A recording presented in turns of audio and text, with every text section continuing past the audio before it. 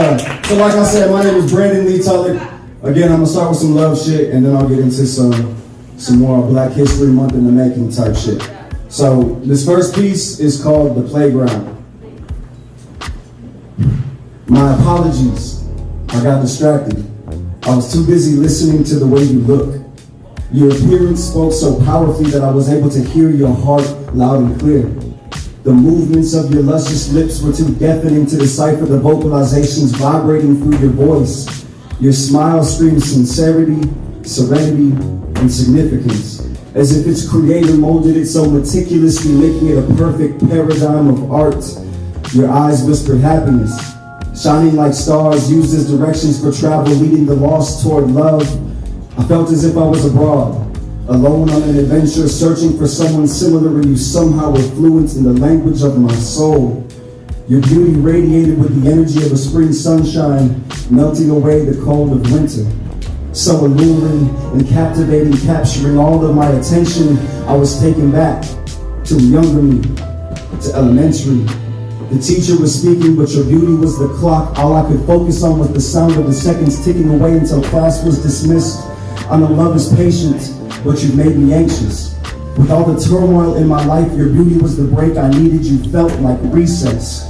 And as I sit thinking about how the rest of your attributes may sound, it's the same as me daydreaming in class about playing on the playground. So yeah, that was the first one. This next one, if you're a black woman in here, let me hear you make some noise. All right, and if you're in here and you love black women, let me hear you make some noise. Yeah, so this piece just goes out to all the black women that walk on this earth here. This is titled To My Black Queens. To my black queens, there's no apology that's fit for you. No amount of sorries I could give to you that'll right the wrongs that this world did to you, but you aren't looking for apologies.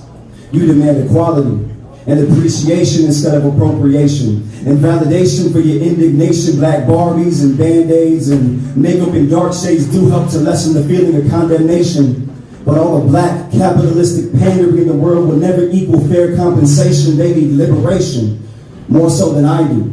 Because the discrimination that they fight is that of a black man's times two. For every struggle that I face, black women have to battle theirs at least twice the rate. Because even movements for their benefit still find ways to discriminate. For there's racism in feminism, there's patriarchy and misogyny in racial equality, there's transphobia in all of these, there's colorism within our own community. But fair skin doesn't mean that you're treated fairly by our oppressor. Light skin, dark skin, even white skin, if you're 1/8, you're still only 3/5, so we must come together. Whenever there is any injustice, black women are on the front lines. They march, they chant, they speak, they organize, go to any protest and see them come to life, because they are the true definition of ride or die.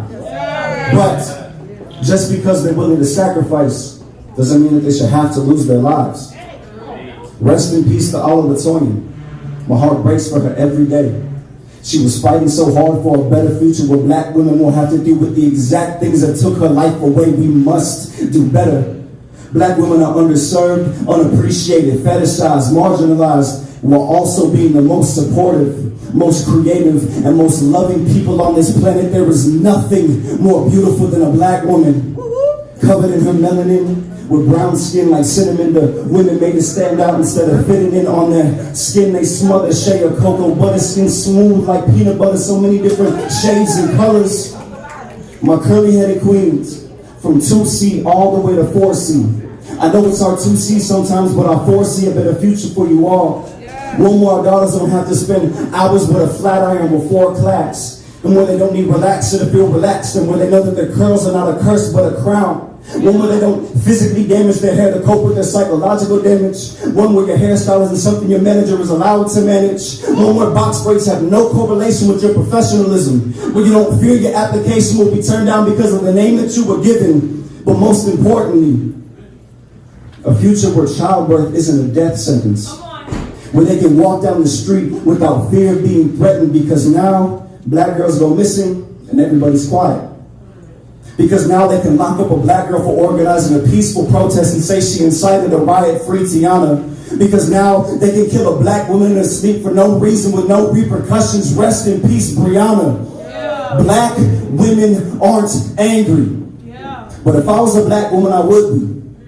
For all this world has done, they should be, and yet they walk through this life with grace, elegance, a smile on their face, so full of love, so full of light, when all they receive is hate. Black women are strong, but we can't forget that they are also delicate. As hard as they fight is as hard as they feel. As much as they persevere is as much as they struggle, yet they continue to break down every barrier that is placed in their paths. To my sisters, I presume you appreciate apologies, but I'm positive you prefer progress. So I promise you my best. I promise in my presence you will always be protected and respected. Any less cannot be accepted. I will ride for you, just like I know you will ride for me. It's not enough to just follow your lead, but as a man, it's too much to make it about me. So alongside you is where I'll be. Because as long as black women are still subjected to this world's injustices, we must fight so we can all be free. Adjustable or white authors are more credible, but you didn't teach us how to read and write, so of course your lies were always more legible. See, history has always been written in black and white, but the story sounded a little different if the writer was black and white. Because they use whiteout to erase their errors and bleach to clean their stains, but no amount of Clorox could ever clean their hands from the bloody truth that remains. The recessive wanted to become dominant, so they took the role of the aggressor.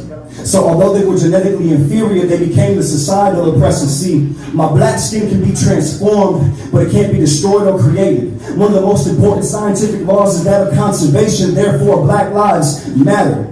And even after the massacres, we still exist in the masses. They realized they couldn't get rid of our mass, so they tried to become our masters, and they pushed for their supremacy. And through history, their force won. The only white things white folks don't keep white are Air Force Ones. They made sure to keep us out of their white spaces, but for some reason envied us enough to put black face on white faces, and they still do it, just in different ways. The black paint of the past is the spray tan makeup and Photoshop of today. The jungle fever and the jealousy justified their need to generate white women with black women looking jeans. They clearly love the way that black women look in jeans. But it ain't genetics, it's appropriation. It's finding something and claiming it as their own creation. It's Christopher Columbus killing entire populations, and then after the genocide saying he discovered the nation. It's Chuck Berry being the creator, but Elvis being the king. It's admiring Shakespearean English, but discrediting when niggas talking slang. It's the difference between our natural curvy women and ass shots. It's the same difference between a prison sentence for cocaine versus that for crack rocks. It's being able to go to school to get a cannabis degree and later on opening a business selling CBD, even though they imprison the pioneers of the weed industry because niggas been knew about the benefits of THC. It's the black kids creating all the trends, but the white kids are the influencers or the trendsetters. It's the black girls who make the look being called ghetto, but that same look is used in magazines by the Kardashians or the Jenners. See, black folks have been the root of success for all of the elites on this planet because this world doesn't spin without our hard work, our arts, our culture, or our talent, yet we reap the least of all that we've sown. The white folks reap the royalty without acknowledging without us, there'd be no throne. And somehow black folks are called lazy when the whites ain't even want to pick the cotton themselves. How could you damn near revenue, but y'all call us the help? And when I talk about reparations, y'all think I just want a blank check that you can write out to me. Meanwhile, we got unhoused black people in this country right about to freeze. But as y'all forget that black slaves built the White House for free? And shit, that looks like the White House to me, to shelter all my people. And now that I think about it, where are 40 acres in a mule at? You keep telling us to pick ourselves up by our bootstraps, but how about y'all give us our boots back and give up everything that you didn't build? But now y'all don't want to do that. The White House, the Capitol, Harvard Law, Chapel Hill, Trinity Church, damn even Wall Street. Took slaves hundreds of years to get freedom, but the labor for them buildings, those were all free. And you keep lying to yourselves and saying that's all stuff that you earned. And when we make our own black churches, black Wall Street, black schools, your curriculum forgets to mention those that you bombed and you burned. But it ain't just your history books filled with white lies. Your other books have them too, so be careful as you write notes. Because somewhere in med school, they learn how to take white hoods and turn them into white coats. And somewhere in the police academy, they learn that they're still on slave patrol. And somewhere in law school, they learn how to show the white stain control. And somewhere in the church, they learn that Jesus of Nazareth is white in their religion. Yes, and they still go on crusades to spread their holy wisdom, take pictures with black and brown kids in places they've never lived in. Almost makes it seem like white saviorism is the purpose of their mission. But the white lies don't stop there. Let me get gunned down in the streets at the hands of the police. They control the narrative with the information they choose to release. And they'll try to tell you what you saw and what you really see and justify the lynching that just happened to me. And as soon as my pulse stops, when it's too late to be saved, faster than the cemetery can dig up dirt for my grave, the reporters are going to dig up dirt on my name. And their headlines will claim that some shit I did in the 10th grade is the reason I deserve to be slain. And I ain't never been no criminal. But white lies say that black skin is equivalent to a criminal record. Same story repeated every time like this a broken record. But me and my niggas here to set the record straight. No longer you get to dictate or narrate or switch the narrative or call me a terrorist or a dog or say I use or sell drugs. Shit, even if I do. It may or may not be true, but telling that story ain't up to you.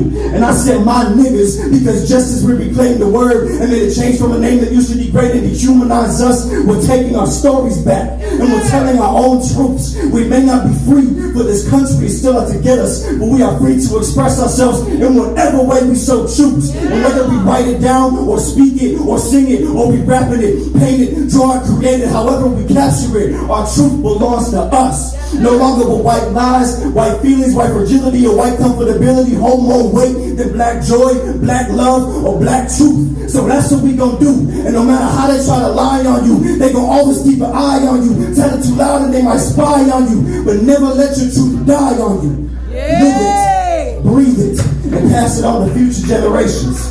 Because with our truth comes our liberation. And isn't that amazing? So yeah, I appreciate y'all. That's my time for today.